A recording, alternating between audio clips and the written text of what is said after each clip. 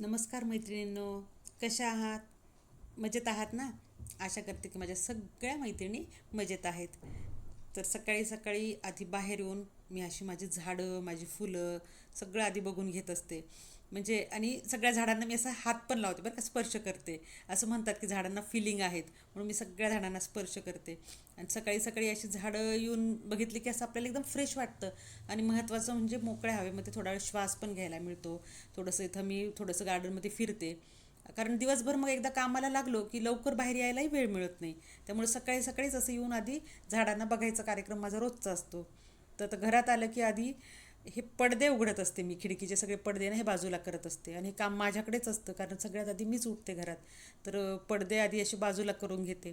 म्हणजे आपण लाईट किती जरी लावले तरी हा जो नॅचरल जो सूर्यप्रकाश येतो ना घरात, त्याचं म्हणजे इफेक्ट वेगळाच असतो. तर तसं तर बऱ्याच दिवसाचा आता पाऊस सुरू आहे, त्याच्यामुळे एवढा उजेड येत नव्हता. पण आज थोडं थोडं ऊन पण पडले ना, तर त्याच्यामुळे आज जरा थोडा उजेड यायला लागला घरामध्ये. तर म्हणलं चला आता हे सकाळी सकाळी आधी पडदे बाजूला करू. त्याच्यानंतर आपले काम आता सुरूच होतात रोजचे. नाश्ता बनवा, चहा बनवा, स्वयंपाक करा, धुणे भांडी साफसफाई, हे सगळे कामं तर आता सुरूच होतात. तर माझ्या कामाला सुरुवात झाली. तर सगळे कामं आवरले आता घरातले. माझी आंघोळ झालेली आहे, साफसफाई झाली, आंघोळ झाली. आणि म्हटलं चला आता आपल्या गार्डनमध्ये जे फुलं आलेत ना, ते सगळे फुलं आपण आधी तोडून घेऊ. म्हणजे देवपूजेसाठी आज बरेचसे फुलं निघालेले आहेत गार्डनमधली. माझं गार्डन छोटंच आहे पण फुलं भरपूर आहेत बरं का. तर असे सगळे गार्डनचे फुलं मी तोडून घेतले इथं. आणि आपले म्हणजे विकतचे फुलं आणले तर आणावंच लागतात. पण जेव्हा असे घरचे फुलं निघतात ना, तर तेव्हा देवपूजा करायला म्हणजे खूपच आनंद मिळतो, असं मन प्रसन्न होतं माझं तर. आणि फुलं जर नाही वाहिले तर देवपूजा झाल्यासारखं वाटतच नाही. तर बघा आता इथं माझी पूजा झालेली आहे. आणि किती म्हणजे फुलांनी बघा ना, देवघर कसं मस्त दिसायला लागले ना. म्हणजे देव पण खूप म्हणजे असं देवघराला एक वेगळंच हे होतं फुलं वाहिले की. आणि आता इथं माझ्या कामांना सुरुवात झालेली आहे. तर तुम्ही म्हणताल की जी ती काय गडबड चालू आहे बाबा, ही असं काय करते, हे सगळं इकडून तिकडे उचलून ठेवते. तर हो, माझी गडबड सुरू आहे. कारण आपल्या लाडक्या गणपती बाप्पाचं आता आगमन होणार आहे. तर त्यांना बसवण्यासाठी, त्यांचं स्थान तयार करण्यासाठी हे माझं सगळं आता सरकवासरकी आवरावरी सुरू आहे. तर मी इथेच नेहमी गणपती बाप्पांना बसवत असते. कारण इथे काय होतं की गणपती बाप्पाचं तोंड पूर्वेकडे येतं. म्हणजे हे मग पूर्वेकडे तोंड येणं म्हणजे ती दिशा बरोबर असते. तर म्हणून मी इथेच गणपती बाप्पांचं म्हणजे स्थान तयार करत असते. तर सगळ्यात आधी आता मी आणि सम्राट आम्ही दोघं मिळून हा सोफा इथनं सरकवतोय. आणि हा इतका जड सोफा आहे की तो दोघांकडनंही लवकर हलत नव्हता. कसा बसा आम्ही त्याला हलवण्याचा प्रयत्न केला आहे. आणि हे जे डेकोरेशनचं काम असतं ना, ते काही एकट्याचं काम नाही आहे. याच्यामध्ये सगळ्या घराचा सहभाग असायलाच पाहिजे. आपण मुलांना मात्र खूप आवडतं हे. कारण गणपती हा सण मुलांचा आवडीचा सण आहे. त्याच्यामुळं माझ्याकडे दोन्ही मुलं मला मदत करू लागतात ह्याच्यामध्ये. म्हणजे सगळं घरच मला ह्याच्यात मदत करू लागतं. तर कसं बसं आम्ही दोघांनी त्या सोफ्याला सरकवलं.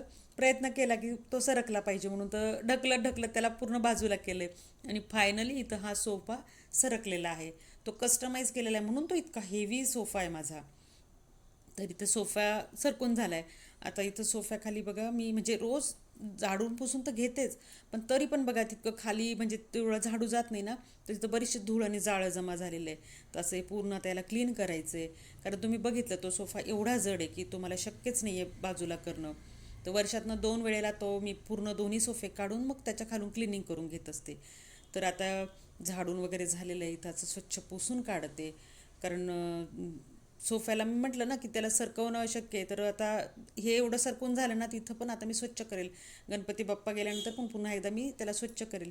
आणि मी सोफ्याची क्लिनिंग पण आताच करून घेते ह्याच वेळेला. आणि म्हणजे मी माझा सोफा ऑफ व्हाईट कलरचा, तर त्याची क्लिनिंग मी कशी करते याचा व्हिडिओ पण मी आपल्या चॅनलवर टाकेल. तर तुम्ही नक्की बघा. कारण त्याच्यात बऱ्याचशा आयडिया मी तुम्हाला दाखवेल की ह्याला क्लिनिंग कसं करायचं वगैरे. तर असं इथे माझ्या आता पूर्ण फरशी स्वच्छ झालेली आहे. आणि आता हा सुरू झालं आहे आमचं डेकोरेशनचं काम. तर डेकोरेशनचं काम तर म्हणजे आम्ही दोघं मिळूनच करतो आहे. मी आणि दादा मिळून करतो हे काम सगळं. तर म्हणजे काम तोच करतो आहे. मी फक्त त्याला मदत करते आहे खरं तर, त्याच्या हाताखाली त्याला काय पाहिजे काय नको. पण फायनल काम तोच करत असतो सगळं काही. तर असं आमच्या दोघांची तयारी सुरू झाली आहे इथं. तर काय झालं ना की मी तुम्हाला मागच्या व्हिडिओत दाखवलं बघा की हा मी असं केळीच्या पान असलेला हा कपडा आणला होता. म्हणजे हा कपडाच होता पूर्ण. मी काहीतरी 3.5 मीटर हा कपडा घेऊन आले होते मार्केटमधून. आणि त्याला असं शिलाई मारून मी रॉडमध्ये जाईल असं त्याला शिलाई मारून घेतली होती. तर बघा याला असं पडद्यासारखं आता इथं मी याला आपण लावून घेतलेलं आहे असं. तर डेकोरेशनचं सामान ना मला खूप काही आणणं झालंच नाही. आता जे घरामध्ये अवेलेबल आहे त्याच्यापासूनच सगळं डेकोरेशन करणार आहे. कारण एक तर ना मार्केटमध्ये एक तर सारखा पाऊस सुरू आहे आणि मार्केटमध्ये सध्या गौरी गणपतीमुळं खूप गर्दी झालेली आहे. तर बऱ्याच वेळेस काय होतं ना की आपण नको तीच गोष्ट घेऊन येतो एखाद्या वेळेस, मग घरी आल्यावर वाटतं की अरे हे उगंच आणलं का. तर ह्या सगळ्यासाठी ना थोडंसं प्लॅनिंग पण गरजेचं आहे. जर प्लॅनिंग असलं तर मग आपण सगळं काही व्यवस्थित त्या प्लॅनिंगने घेऊन येऊ शकतो. पण ठीक आहे, असं काही नाही आणलंच पाहिजे. थोडं थोडं करून बरंचसं सामान तर जमा झालेलंच आहे घरामध्ये. तर त्याच्यापासूनच असं डेकोरेशन करणार आहे ह्यावेळेस. तर असं मध्ये तो ग्रीन आणि साईडला हे असे चॉकलेटी कलरचे पडदे आहेत, असे रेड मरून कलरचे. तर मस्त वाटतं बघा, त्याच्यावर गोल्डन डिझाईन पण आहे त्या पडद्यांवरती. तर आता इथं सम्राटरावचं सुरू झालं लाईटिंग लावायचं काम, म्हणजे डेकोरेशनचं. लाईट्स आधी थोडेसे साईडला त्यांनी लाईट लावून घेणार आहे. जे डेकोरेटिव्ह लाईट येतात ना तसे त्याला असे क्रिस्टल बघा चमकणारे, तर ते लाईट रात्रीचे खूप मस्त इफेक्ट देतात. तर तसे ते लाईट्स लावायचं काम सुरू आहे इथं आधी त्याचं. तर म्हटलं ना की घरामध्येच ह्या सगळ्या वस्तू आहेत माझ्याकडे. दिवाळीच्या वेळेस वगैरे आपण आणतोच अशा वस्तू. तर त्याच्यापासून तर बघा हे बघा कसं मस्त हे लाईट असे क्रिस्टलसारखे चमकत आहेत ना. आणि साईडला ह्या लाल पिवळ्या रंगाच्या पांढऱ्या रंगाच्या असे माळा आहेत ह्या. तर खूप सुंदर दिसतात ते कलर असे एकदम मस्त, त्या ग्रीनला खूप मॅच झाले सगळे कलर. तर त्या पण लावल्या. आणि असं आता इथे डेकोरेशनला सुरुवात केली. तर आधी बघत होतो आम्ही की कसं करायचं काय करायचं आयडिया. आता यूट्यूबवर पण खूप आयडियाज असतात, पण म्हणजे सगळ्याच काही आपल्याला जमतात असं काही नाही आहे. म्हणजे त्याला वेळही लागतो आणि ते जमायलाही पाहिजे. तर आम्ही असं आधी प्रयत्न केला, पण हे काही आम्हाला जमलं नाही. हे थोडंसं लटकायला लागले होते ते खाली, त्याच्या ज्या खालच्या माळा लावल्या की ते लटकत होतं. म्हणून मग आम्ही ही थीम ठरवली होती, पण ही थीम पण मग आम्ही नंतर कॅन्सल करून टाकली. की चला आपण काहीतरी वेगळं बनवू बाबा, हे काही आपल्याला जमत नाही हे व्यवस्थित करायला. तर मग असं आम्ही आता ह्याला म्हणजे उभ्या ह्या माळा सगळ्या अशा सोडल्या.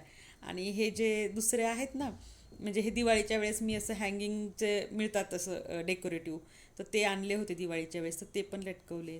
आणि इथे असं डेकोरेशन झालेलं आहे. म्हणजे हा कपडा पण मी तुम्हाला दाखवला होता बघा त्या दिवशी, हे सगळे कपडे मी तुम्हाला दाखवले होते. तर असं चौरंगावर एक कपडा ठेवला आहे, मागे त्याचा बॅकड्रॉप तयार केला आहे एक. आणि इथे आता ही दिदी आमची समया, माझ्याकडे पितळेच्या 2 समया आहे. तर दिदी आमची समयांना म्हणजे त्याचे सगळे वेगवेगळे पार्ट होत असतात ना समयाच्या, तर त्या सगळ्या एकत्र जोडती, पूर्ण समय तयार करते. तर म्हटलं ना की मुलं सगळे मदत करतात आणि सगळ्यांच्या सहकार्यानेच हे शक्य होतं. तर इथे समया पण ठेवून झाल्या. आणि चाललंय आता सम्राटचं काहीतरी लाईटची चेकिंग सुरू आहे की लाईट व्यवस्थित लागतात की नाही. आणि हे सगळे कामं ना तोच करतो बरं का, आमच्याकडे सगळे लाईट्सचे वगैरे बघायची कामं तोच करतो. म्हणजे डेकोरेशनचं महत्त्वाचा पार्ट हा त्याचाच असतो, म्हणजे त्याचा सहभाग असतो याच्यामध्ये. तर असं आता इथं मी साडी पण खाली टाकून घेतली, छान जरीची साडी टाकली आहे त्या दिवाणवरती, त्याच्यावर चौरंग ठेवला आहे, बॅकड्रॉप तयार केला आहे. परत माझ्याकडे लाईटच्या समया त्या लावल्यात. ह्या पितळ्याच्या 2 समया त्यासुद्धा लावलेल्या आहेत इथं. तर असं पुन्हा एकदा चेकिंग पण चालू आहे बरं का आमची, की व्यवस्थित झालं का नाही, कुठं काही निसटतंय, कुठं काही लटकतंय असं सगळं. तर हे सगळं व्यवस्थित पाहणं सुरू आहे आता, की कसं वाटायला इफेक्ट. आणि लाईटचे चेकिंग चालू आहे. तर लाईट लावल्यावर बघा ना किती सुंदर दिसायला आहे सगळं काही डेकोरेशन. सिम्पलच केलं आहे, खूप काही असं केलेलं नाही आहे, पण सुंदर दिसतंय. तर असं आमचं डेकोरेशन झालेलं आहे. तर माझा आता हा व्लॉग मी इथंच संपवते. आता भेटूया गणपती बाप्पाच्या आगमनाच्या व्लॉगमध्ये. तोपर्यंत बाय बाय.